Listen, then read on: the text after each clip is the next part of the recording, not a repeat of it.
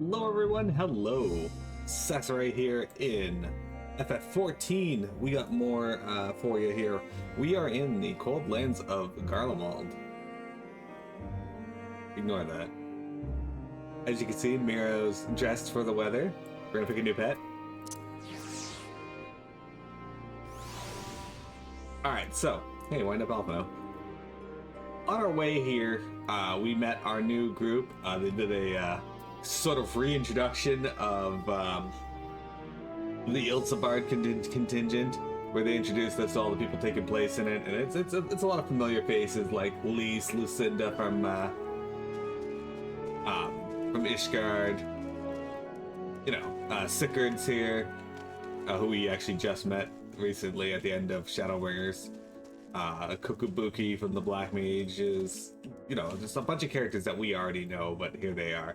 We got to see Magni and the Dotharl chick, I forget her name now, and Serena from the Azim Steppe. They're here to help out as well.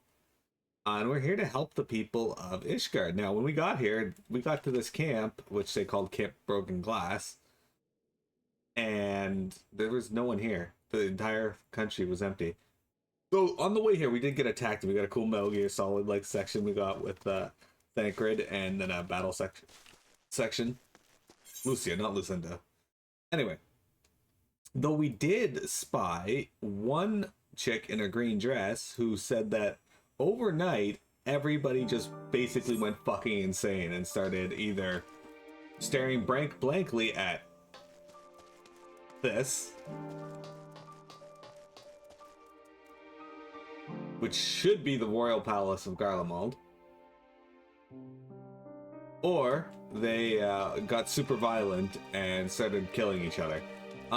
Both of which caused these people to flee. Now, we did give them warmth and whatnot, and now, but there was an additional person they were trying to hide from us for some reason, who knows why. They bid us go and get Ceruleum, for them, which is what we're doing now. We're in an area called the Eblin Rime. I really like Garlemald, by the way, like just the look of it. They got like a really nice design here. Paired with the music, you can tell this is like a super, like, you could feel that it's a cold wasteland that would be really difficult to live in. You could feel that Piamet would not like it here.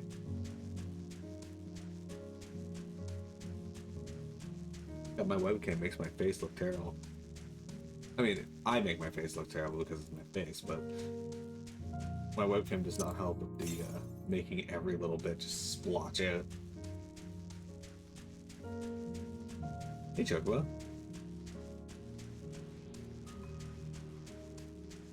The fuck would you hide it over here? That's super rude. Human hates everywhere but sewer systems. Guys, should Chocobo for a boss fight. We attuned to the ether. Tursus, why are you moving over here? Look at this burly tapper just hanging out outside. Who goes that? How did you find us? What do you mean I stand out like a sore thumb? Huh, if the purebloods over at Victor's Spoils hadn't given away our location, you'd never have found us. Those stuck-up assholes thought they could come waltzing in here demanding Ceruleum with nothing to offer in return. Huh, looks like the boot's on the other foot now that the capital's gone to shite. So they resorted to sending you to negotiate. I know your game, Sellsword. If they think we'll give in to intimidation, they've got another thing coming. Oh, okay. Well, I got news for you then. You got a carbuncle on your way, and a Bahamut. So I'm actually impressed they were able to survive a Dread Flare.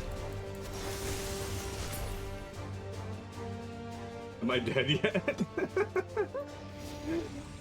Oh, fucking NPC.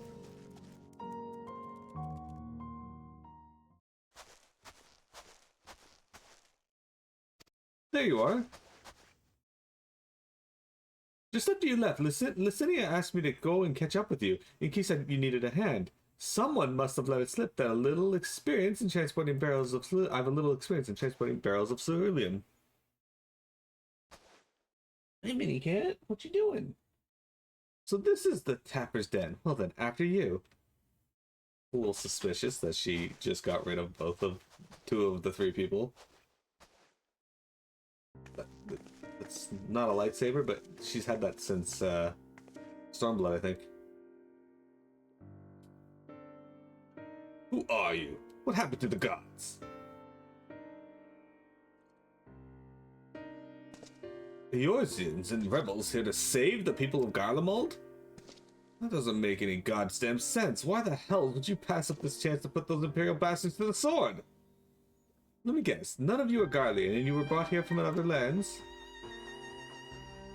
Garbania, Yaisha, Bajja, Dalmasca, to name a few. Some dragged here against their will. Others fed bullocks about a better life. All put to work extracting ceruleum. All given the esteemed title of On, placing us firmly on the bottom rung of the ladder. But the old hierarchy means nothing in the new Garlemald, says we. About the only thing that escaped more or less unscathed is Cerulean engines, still sustaining us, even with our paymasters out of the picture. We hear you're experts at drawing ceruleum from the bottom of the lake, but how can you do that if it's frozen over? Huh, wouldn't you like to know? Trade secrets, I'm afraid. Anyway, it's not as if ceruleum is used much for these days. What with the city in ruins, we take enough to power our heaters and save the surplus for later. And though it helps stave off the cold, it does sod all about our hunger unless we can trade it away. Speaking of which, be sure to tell your contingent we've got ceruleum by the barrelful. If they're interested, we'll exchange it for whatever provisions they're willing to spare. We can certainly ask, but if you're all free to go now, why not carry on living here? Go where? Even if we managed to go back to our homelands, there'd be nothing left for us thanks to the Empire. And the knowledge and skills we acquired working here would be practically useless outside of Garlemald. So we're staying for the time being. Long as there's a need for ceruleum, we'll find a way to get by, even if Garlemald as we know it is gone for good.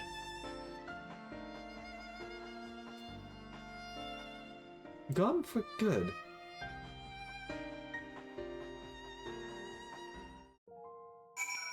He's like, I'm getting too old for this shit. Oh, that's Lilith. I wonder why we... Oh, never mind. Regardless of what the Ilsepar contingent does for the people of Garlemald, the Empire itself is already a thing of the past. For many, that would be a cause for celebration, while for others, their whole way of life will have been turned upside down. After all the atrocities committed in the Empire's name, perhaps it is for the best that it is consigned to history. But what of the ordinary people, their lives, their stories? Should they be forgotten too? I see there'll be plenty of time to ponder that later. For now, let's see about getting some ceruleum.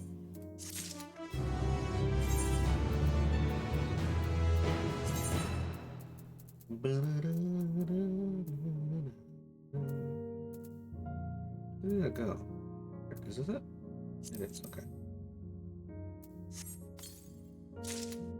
I need those because my current luncheon toad skin, I don't want that.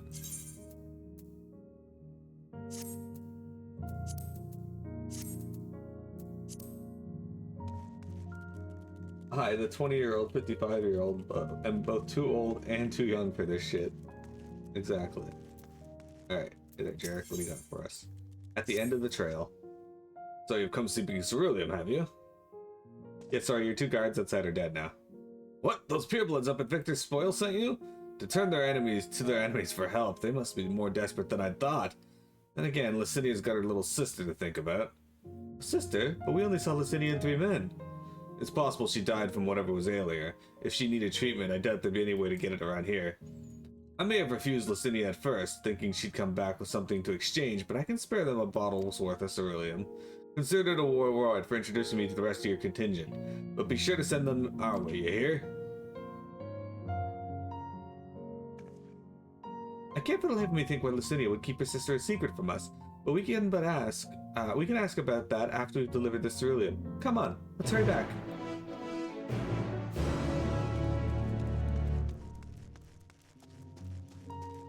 I've seen it one character from the cast that looks like they were cast appropriate. The guy who played Marcus. I don't know if they ever showed the guy who runs Atlas in the games, except for Reese. But the guy who plays the CEO of Atlas seemed okay. He wasn't playing Reese, but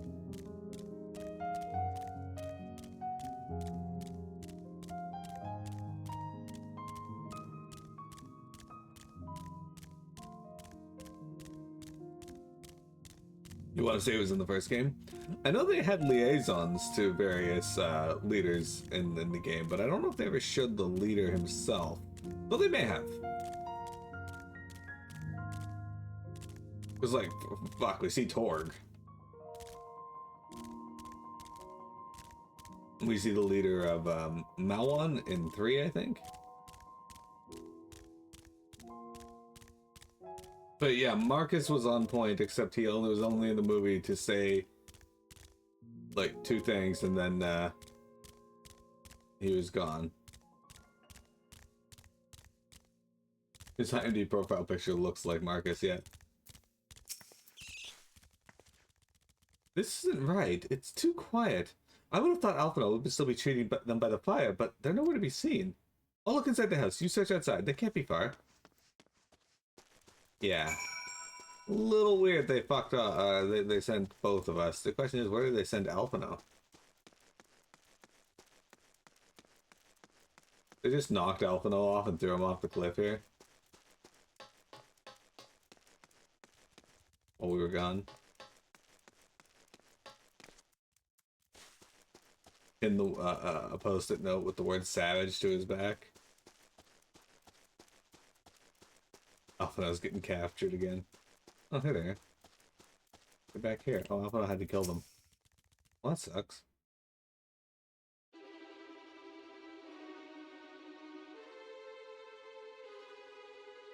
They asked me to help carry supplies, but when I followed them back here, they attacked me.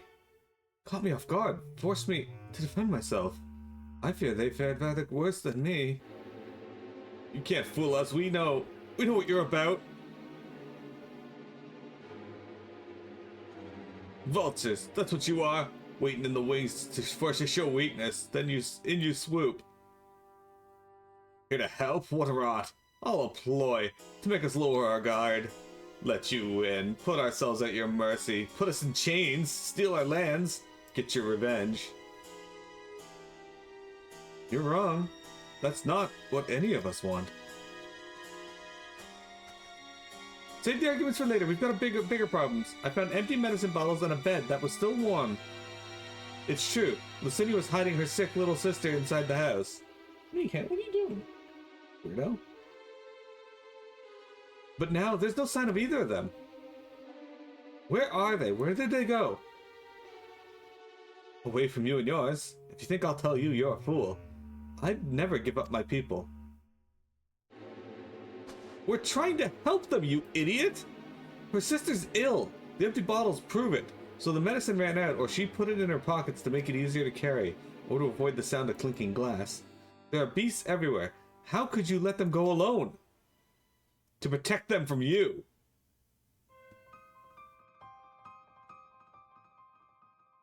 You invade our homeland, taint it with the same sorcery used to slay our countrymen.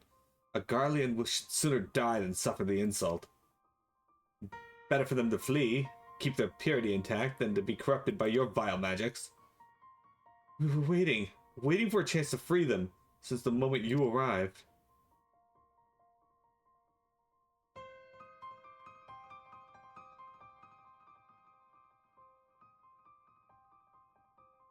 This is getting us nowhere. I cannot say how Licinia and her sister will react when we find them, but we find them we must. Go on without me, both of you. I first need to tend to my injuries and theirs. I will join you in the search after. Alright. Be careful. We'll do our best to find them quickly. There's only one path out of here, so that's where we'll start.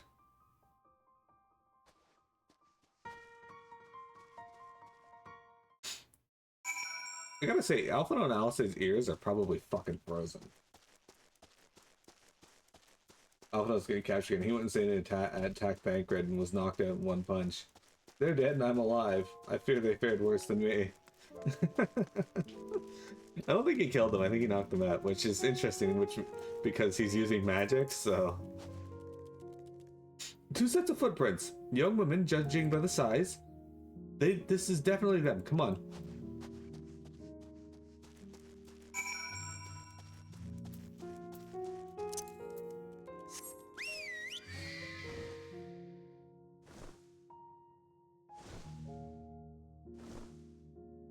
Look at these pipes.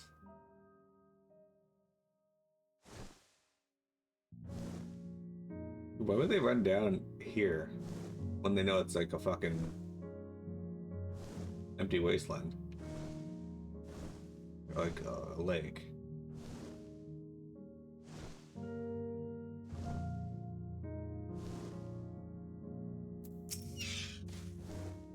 The trail stops at the frozen lake. Perhaps they chose this route so as to not leave footprints. I can't think of any other reason. Look at this place. It's crawling with beasts, and I can only imagine how hard it must be for her alien sister to cross the ice. We could really do with Alphino's help, but we can't afford to wait for him. Let's split up and look for clues. I'm never going to look for clues, Alice. These characters are dead. They're gone. Sorry to say.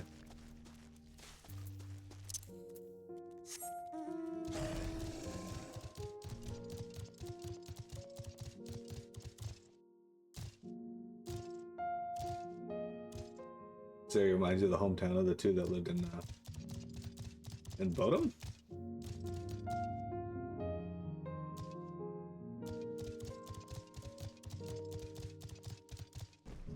Bodum would be like all icy, isn't all icy though.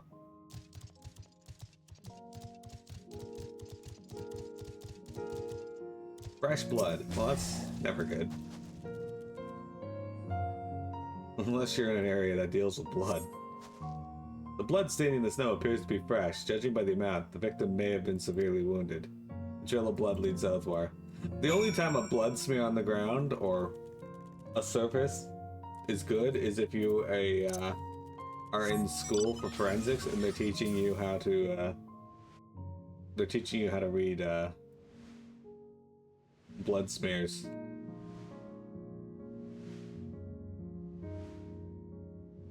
Oh. That's Minerva. That's a Robo-Ape. That is a rank A or a rank S. One of the two.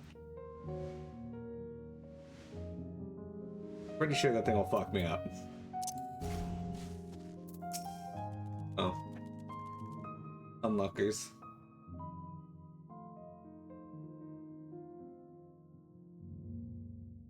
Well, this is not great. The two bodies are already cold.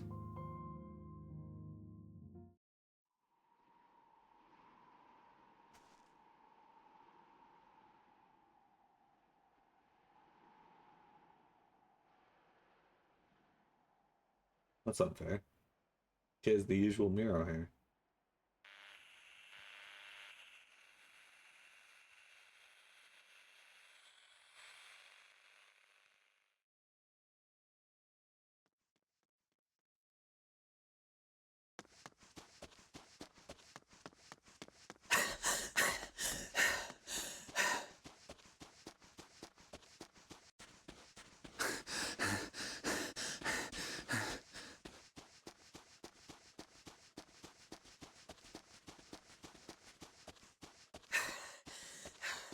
Blood trail.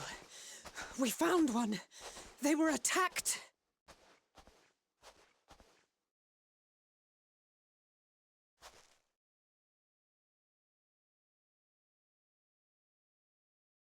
No.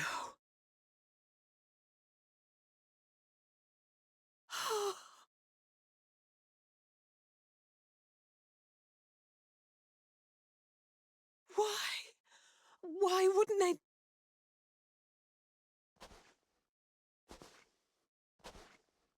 Safer to brave the wilds than trust in our magic.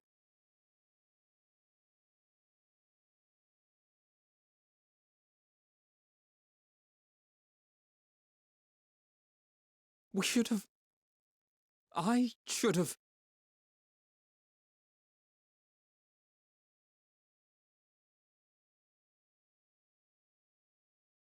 We can't leave them like this. We have to take them home. What if we're only making it worse?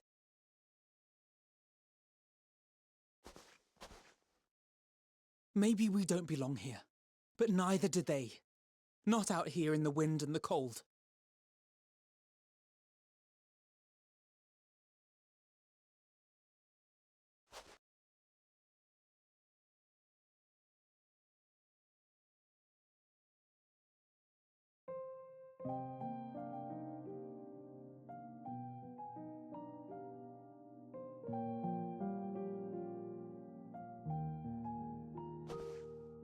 I heard the story about Varus's voice from beyond the grave. Of course, I didn't believe it, but Licinia and her sister did. Perhaps there is something to the tale after all.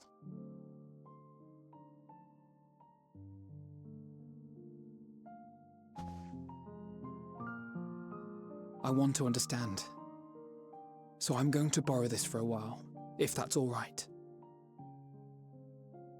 You had every reason not to trust us. We came as trespassers, invaders.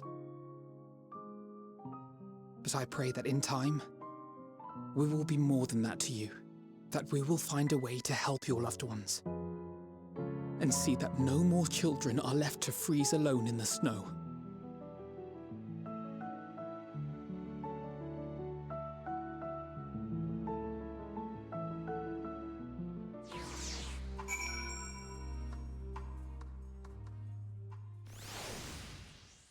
They mark the grave and it just says Licinia, and the other one is Licinia's sister. Alright, that's sad. There must have been something we could have done, but what? Should we have never come here? Would they still be alive if we hadn't? A way forward. We've already caused enough harm here. Let us return to camp before we cause any more. As for some of those inside the house, we should send someone to take care of them. Someone who isn't us. All we can do for now is make our report to Lucia and do everything in our power to prevent further tragedy. Let us linger here no more. Come. Okay, I'll go wherever I want, Alphino. You don't control me.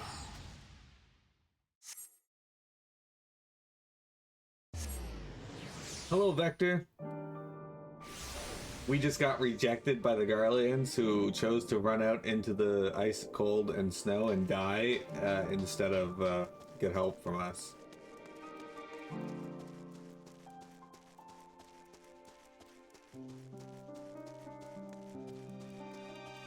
They sent Hoary Boulder. Hoary Boulder is actually not with us right now. They still got a new outfit though. Look at that. Carbuncle is looking at that. Alphino's looking at Carbuncle like, you stay away, she's mine. He's with you in spirit. Alice and Alphino tell me they have finished their preliminary search for survivors, but refrain from saying much more than that. Clearly they are reluctant to provide details. Might I ask for your account?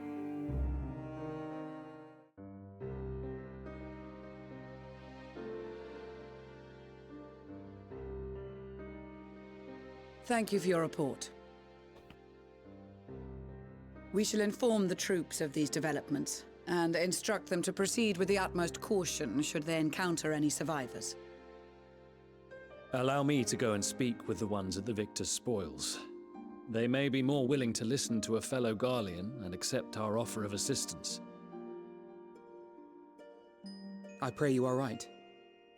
And though I am loath to burden you any further, should there be an appropriate occasion to speak of Licinia and her sister, please do so.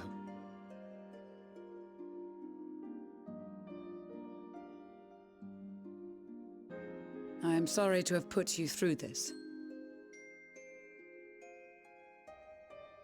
My distress is nothing compared to their suffering. So tell me, what else have we learned?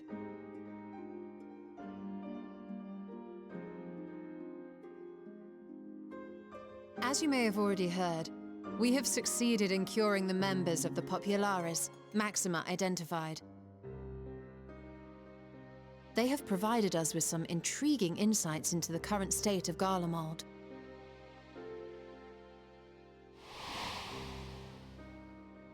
The assassination of Emperor Varus was the catalyst for the civil war. Nerva declared his claim to the throne, and his opponents refused to recognize it. Fighting broke out in the capital, where Nerva's Third Legion clashed with the First, who remained loyal to Varus even after his death. Of course, even Imperial warmongers would balk at the idea of turning their shining city into a battleground. Like burning down the wood to spite the wasps. Neither side would be so mad. Unless something or someone inflamed their animosity to such an extent that they could not help but act against their better judgment.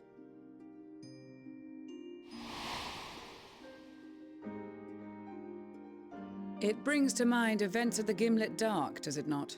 The Emperor's sudden withdrawal from the front lines, specifically.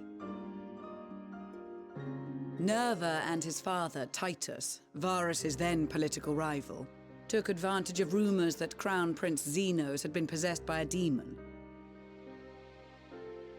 Elidibus, what better way to disparage your enemies than with the truth, or a close enough approximation? Indeed.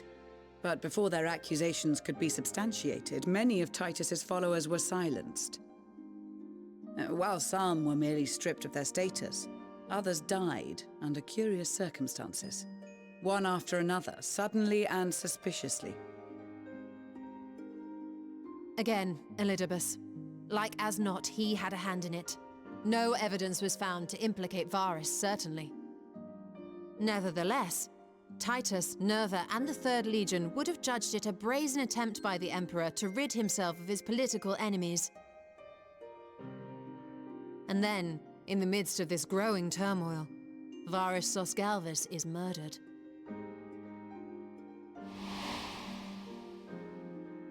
And Garlemald's own prodigal son, Gaius van Belsar, is named the murderer.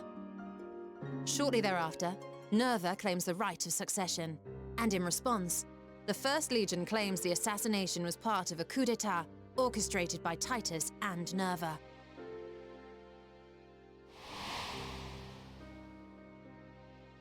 So no one is at fault, and everyone else is to blame. I should add that both parties received substantial financial backing, presumably to provide them with the means and encouragement to pursue a swift victory, and that these contributions came from the self-same benefactor. I'd heard House Brutus had been filling the Third Legion's coffers, but the First as well. It would seem so. Though the Populares determined that the First Legion received funds from a variety of organizations, all had connections to House Brutus. So Fandaniel, in the guise of Asahi, was playing both sides against each other the entire time. The information we gained from my friends does not end there. One night, shortly after fighting broke out, the capital was shaken by an immense tremor. From that point onward, they have no memories, no recollection of any events, including our clash on the Magna Glaciers. But when asked about the Imperial Palace and its bizarre transformation, they somehow recall Emperor Varus giving them orders in their dreams.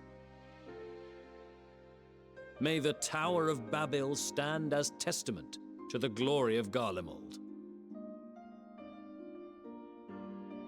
This sounds awfully familiar.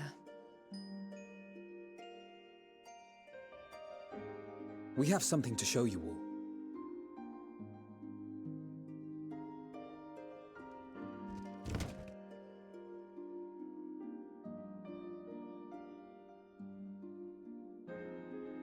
Varus spoke to them through this radio. Perhaps it was a recording, but if not, that would be inexplicable.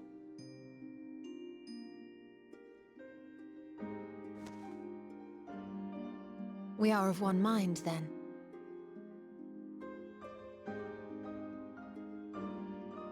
The ether that permeates the ore used in this device is almost identical to that of the talismans.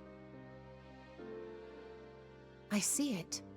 While it is likely more by coincidence than design, these devices might also ward against a primal's influence. A picture is beginning to form. If the tremor felt throughout Garlemald was a wave of ether emitted by a primal, then while those within range would have been tempered, those huddled around a radio desperate for news concerning the Civil War would have been spared. No wonder Licinia kept it close. My friends, I must speak with you. A young man was caught trying to steal our supplies. He is a soldier of the Iron Men, we think, but one who has not been made thrall. Thankfully, Magni restrained him before blood was spilled. The stranger is outside, if you wish to ask him questions. I think we do.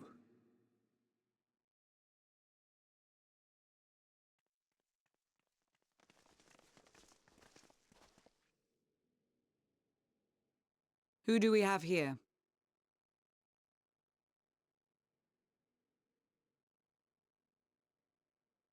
Garleans? Traitors to your homeland! Have you no shame?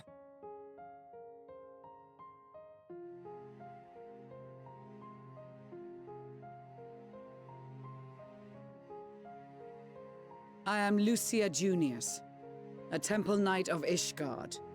And you are? Iulus Pier Norbanus. And that's all you invaders will get from me. We are not here to invade Garlemald. Far from it. Like you, our allies in Eorzea and the Far East fight in defense of their lives and their loved ones even as we speak. But it is the people of Garlemald who have suffered most. This we know. And that is why we have come to offer you our aid, that we may unite against our common foe.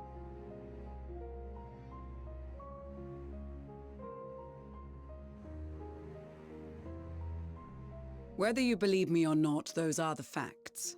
Now, answer me this. Why would a proud soldier of the Empire be reduced to stealing? The situation must be dire indeed for you to go to such lengths.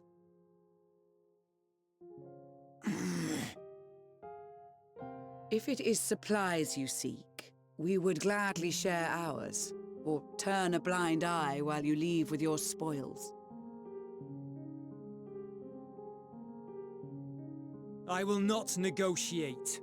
My commander will determine how to deal with you and yours. If you wish to treat with him, I will take you, but no more than 3.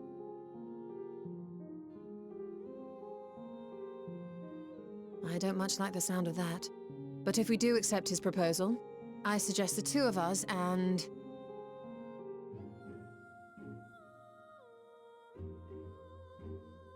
Please allow me and Alize to act as envoys. May I ask why? We have seen with our own eyes the hardships the Garleans face, how their futures and lives hang in the balance. It's not the warmest invitation, but it's an opportunity to prove our intentions true. Maybe not a chance to make things right, but a chance to make them better.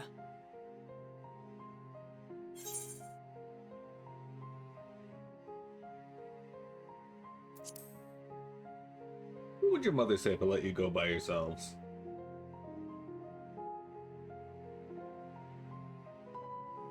I can see that persuading you otherwise is a lost cause, but you will proceed with the utmost care.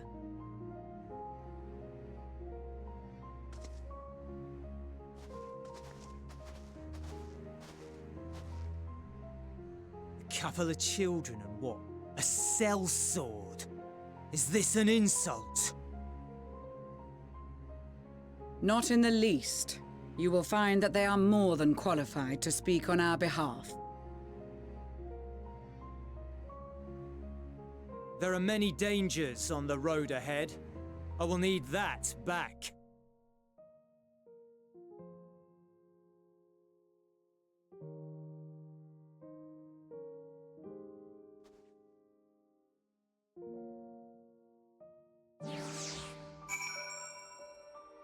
So Alphino and Alisae's like discussion here, like acting like we are the ones at fault for the Garleans' current plight. Like, yeah, it's great that they want to help and whatnot, but